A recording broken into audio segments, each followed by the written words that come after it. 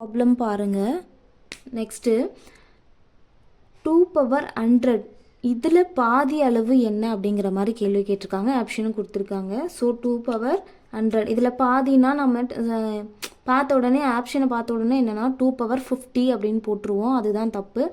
எப்போவுமே ஒரு நம்பரை கொடுத்துட்டு அதில் பாதி அப்படின்னாவே நம்ம எப்போவுமே நம்ம நார்மலாக என்ன பண்ணுவோம், அதில் பாதின்னு கேட்டால் 2ஆல் தானே டிவைட் பண்ணுவோம். சேம் அதே மாதிரி தான் இது 2ஆல் டிவைட் பண்ணணும். இங்கே பாருங்கள், 2ஆல் டிவைட் பண்ணால் என்ன வரும் பாருங்கள், 2 பவர் 100 டிவைடட் பை 2. ஸோ எப்போவுமே இதில் பாதின்னு கேட்டிருக்காங்க. ஒரு நம்பரில் பாதினாவே நம்ம 2ஆல் தானே டிவைட் பண்ணுவோம். ஸோ 2ஆல் இதையும் சேமாக டிவைட் பண்ணிக்கோங்க. எப்போவுமே ஒரு நம்பர் இருந்தது அப்படின்னா அது பவரில் வந்து 1 இருக்கிறதா தான் அர்த்தம்.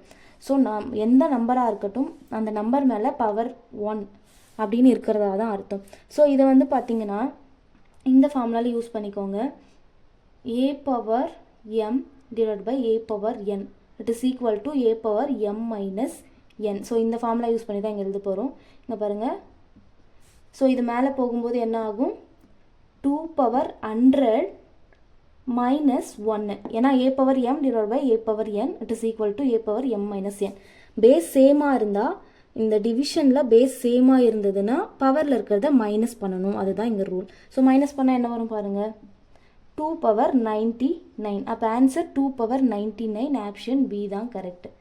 புரிஞ்சிருக்கும்னு நினைக்கிறேன். தேங்க்யூ, பாய்.